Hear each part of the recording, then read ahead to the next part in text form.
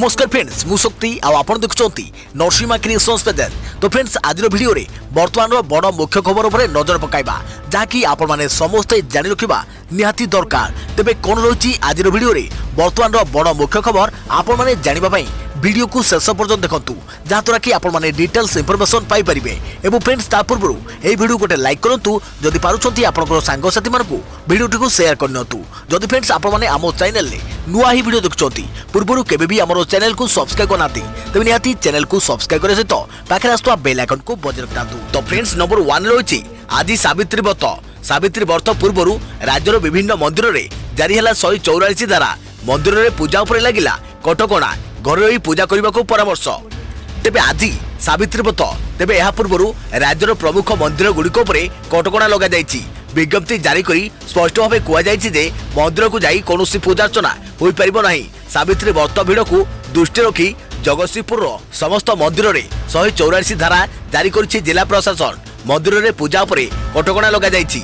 सेहीपुर जाजपुर प्रसिद्ध बिरोजा मंदिर मध्य भक्तों बंद रहिबो। पूजा उपरे कटकणा लगा जाई मंदिर परिसर रे 184 धारा जारी कर जाइछि। काकटपुर मंदिर रे मध्य भक्तों पूजा उपरे कटकणा लगा जाइछि। सेहीपरि देवगढ़ रे महिला को घर रही सावित्री व्रत पूजा अर्चना करने को एसपी परामर्श दैछंती। मे 31 तारिख जाए सारा देश में चतुर्थ पर्याय लॉकडाउन जारी होइछो बेले मंदिर और धर्मानुष्ठान रे भक्तों प्रवेश और पूजा अर्चना उपरे कटकणा लगा जाइछि। मंदिर खोलिबो तेबे भक्तों पूजा अर्चना बंद रखा को निर्देश दिया जाइछि। एभली स्थिति आज सावित्री व्रत एवं बहु संख्यार महिला माने मंदिर को जाई पूजा अर्चना करने आशंका करी जिला प्रशासन एभली निष्पत्ति नेछि। परंपरा बजाय रखिबा सह समाज को सुरक्षित रखिबा समस्त कर्तव्य बोली पुलिस प्रशासन विज्ञप्ति जारी करिछि। देखिबा परवर्ती खबर बात्या अम्फान आसिला सबकिछि छारखार कर देई गला। बात्या चली गला एमिति रहिछि राज्यर स्थिति। बात्या अम्फान चली जिवा परे ओडिशार आरंभ होइछि क्षयक्षति आकलन। आज केंद्र कैबिनेट सचिवों सह क्षयक्षति नहीं सरकार आलोचना करिसंती। राज्य में अम्फान जोगु 89 ब्लॉक प्रभावित होइतबा बेले पाखापाखि 45 लाख लोक क्षतिग्रस्त होइछंती। 1 लाख हेक्टर चाष जमी पानी मारी जाइथिबा सरकार सूचना दैछंती। सेपटे बात्या जोगु शेषुर 27 लाख उपभोक्ता क्षतिग्रस्त होइछंती। 2 दिन भितर प्रभावित जिले में विद्युत जोगाण स्वाभाविक होइबो बोली शक्ति मंत्री स्पष्ट करिसंती। बात्या अम्फान पश्चिमबंगर सुंदरबन में मार करिछि सत हेले उपकूल ओडिशा रे करिछि व्यापक क्षयक्षति। शह गछ उपुड़ी पड़िछि। विद्युत खुंट केउठी नई पड़िछि तो आउ केउठी रास्ता रे गडुछि। घरद्वार भांगी जाइछि। गाँव पानी पशिछि। यारी भितरे बात्या क्षयक्षति नहीं केंद्र कैबिनेट सचिवों सह राज्य सरकार आलोचना करिसंती। राज्य सरकार कहिसंती राज्य में अम्फान जोगु 89 ब्लॉक प्रभावित होइछि। 1500 ग्राम पंचायत 84 लाख 80 हजार लोक क्षतिग्रस्त होइछंती। पाखापाखि 1 लाख हेक्टर चाष जमी नष्ट होइछि। 2 दिन भितर कृषि जनित क्षयक्षति आकलन करा एवं जिलापाल को प्राथमिक रिपोर्ट मगा जाइछि बोली कहिसंती राजस्व मंत्री। बात्या चली जिवा परे युद्धकालीन भितर पुनरुद्धार काम आरंभ होइछि। जरूरी सेवा को विद्युत संजोग दिया जाइछि। तेबे शक्ति विभागर सूचना अनुसार आम्फान जोगु शेषुर 26 रु 27 लाख उपभोक्ता प्रभावित होइछंती। 80% विद्युत पाई सारलेनी। नेस्को पाई 158 गैंग काम करुछंती। 2 दिन भितर नेस्को अंचल 90% एवं बाकी स्थान रे 1 सप्ताह भितर विद्युत जोगाण स्वाभाविक होइबो बोली शक्ति मंत्री कहिसंती। तेबे बात्या पूर्व राज्य में प्रभावित होगा जिला गुड़िकरू 2 लाख लोकों स्थानांतर कर सरकार स्पष्ट करिसंती। देखिबा परवर्ती खबर आज ओडिशा आसिबे मोदी। आकाश मार्गरू आम्फान प्रभावित अंचल बुलिबे सरकार सह स्थिति समीक्षा करिबे। आज क्षयक्षतिर आकलन करने को ओडिशा आसुचंती प्रधानमंत्री नरेंद्र मोदी। एने प्रधानमंत्री कार्यालय पक्षरु स्पष्ट कर जाइछि। प्रधानमंत्री ओडिशा और पश्चिमबंगर बात्या प्रभावित अंचल आकाश मार्गरू परिदर्शन करेंगे। आम्फान ओडिशा रे केते क्षयक्षति करिछि से नहीं निजे अनुध्यान पई आकाश मार्गरू बुली देखिबे प्रधानमंत्री। ओडिशार 4टी जिले में व्यापक क्षति करिछि अम्फान। सेहीपरि पश्चिमबंग रे बात्या 72 जनक जीवन नैथिबा बेले कोलकाता हावड़ा और हुगुली रे व्यापक क्षतिग्रस्त होइछि। प्रधानमंत्री बात्यांचल परिदर्शन करने पर अपराह्न 2टारे भुवनेश्वर में बात्या स्थिति नहीं समीक्षा करिबार कार्यक्रम रही। सेपटे प्रधानमंत्री गस्त पर भुवनेश्वर विमान बंदर में सुरक्षा बैठक होइछि।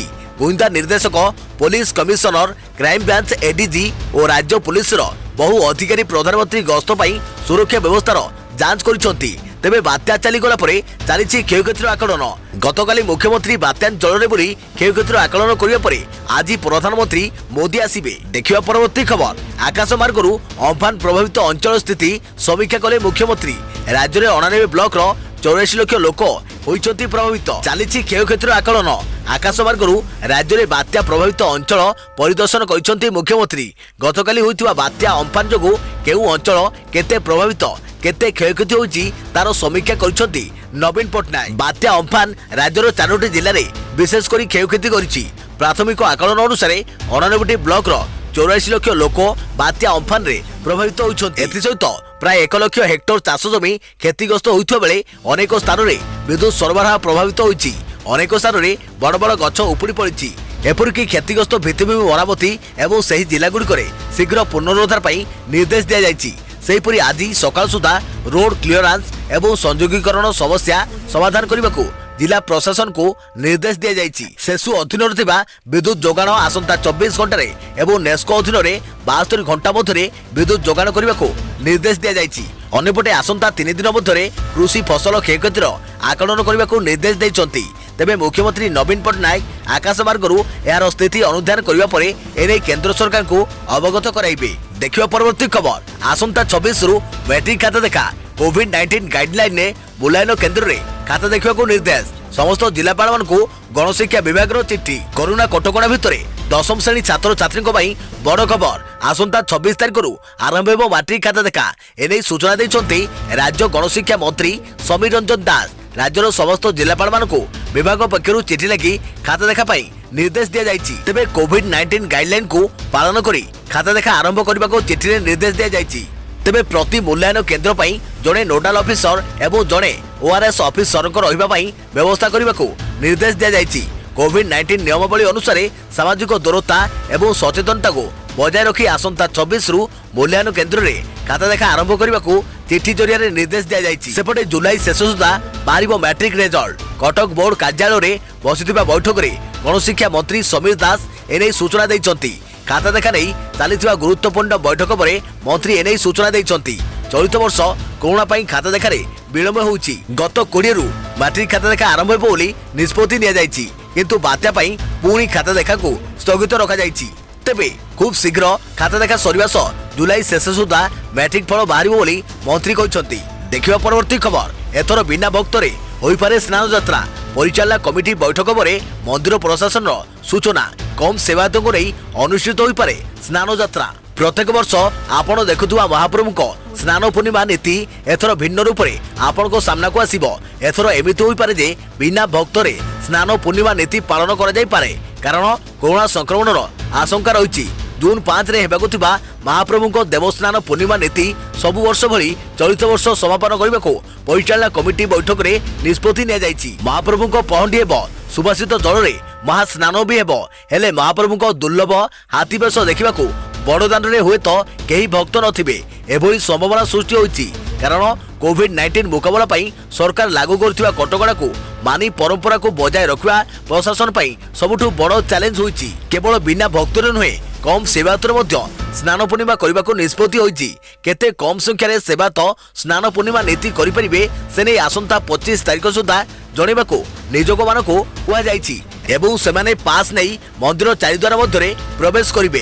एथिसह स्नान यात्रा जो मैंने जोगदेवे से नियम मानिबे बोली वरिष्ठ सेवायत कहते। बिना भक्त और कम सेवायत को नहीं महाप्रभु को स्नान पूर्णिमा हेले यह आगामी रथयात्रा एक बड़ संभावना सृष्टि करिब। अन्यपटे रथयात्रा बंद करने को हाईकोर्ट रे एक जनस्वार्थ मामला दायर होइछि। तेबे कोविड मुकाबला सरकार को परवर्ती गाइडलाइन ही रथयात्रा भविष्य स्थिर करिब। देखिबा परवर्ती खबर गंजाम जिले में आउ जनक मृत्यु। राज्य में मोट मृत्यु संख्या 7 को वृद्धि। राज्य में कोरोना नेला आउ एक जीवन। आज नुआ 51 जन कोरोना रोगी चिन्हट होता बेले पुणी जनकर जीवन जाइछि। मृतक जनक गंजाम जिले बोली स्पष्ट करिछि स्वास्थ्य विभाग। यहाकु मिसाई गंजाम रे 3 जन प्राण हराइछंती। मृतक जनक गंजाम कोविड हॉस्पिटल रे चिकित्सित होउथिले एवं चिकित्साधीन अवस्था से प्राण हराइछंती। मृतक बयस 85 वर्ष बयस एवं से सुरत फेरंता बोली जना पड़िछि। वृद्ध जनक उच्च रक्तचाप रोग सह अन्य रोग रे पीड़ित थिले बोली सरकार सूचना दैछंती। गंजाम रे 3, कटक रे जणे और खोर्धा रे 3 जन प्राण हराइछंती। तेबे आज सुधा मोट आक्रांतक संख्या 1103 रे पहुंचीथिबा बेले मृतकों संख्या 7 को वृद्धि पाइछि। गंजाम रे मे 3 रे प्रथम पॉजिटिव चिन्हट होइतिले आउ तापरे लगातार बढ़ी चलीछि संक्रमितों संख्या। एबे सुधा गंजाम रे केवल 317 जन कोरोना रोगी चिन्हट होउछंती। राज्य में मे मासरे बढ़ी संक्रमितों संख्या 21 दिन भितर मोट 961 पॉजिटिव चिन्हट होउछंती। मे मासरे केवल संक्रमितों संख्या 1000 टपिबो बोली आकलन करा जाउछि। मार्च रे 4 जन, एप्रिल रे 139 जन एवं मे मासरे सर्वाधिक 962 पॉजिटिव चिन्हट होइछंती। देखिबा परवर्ती खबर। आम्फान जीवा परे ओडिशा को प्रशंसा कले प्रधानमंत्री मोदी। साहसर सहित बात्या मुकाबला करिथिबा ओडिशावासी तृणमूल स्तर में काम करिथिबा सरकारी अधिकारी को देले साबासी। बात्या अम्फान द्वारा घटिथिबा विनाशर दृश्य देखिबा परे पश्चिमबंग एवं ओडिशा रे परिस्थिति खूब शीघ्र स्वाभाविक होई बोली कामना करी ट्वीट करी लेखिचंती प्रधानमंत्री नरेंद्र मोदी। विशेष करी से बात्या मुकाबला क्षेत्र में उल्लेखनीय भूमिका ग्रहण करिथिबारु ओडिशावासी और ओडिशा सरकार को प्रशंसा करिसंती। जेभଳି भाବରେ राज्य बात्यार मुकाबला कला ताकू देखिबा परे से ट्वीट करी कहिसंती जे बात्या अम्फानर प्रभाव को राज्य साहसर सह मुकाबला करिथिबारु मु आवेगिक भाबे ओडिशावासी सह अछि।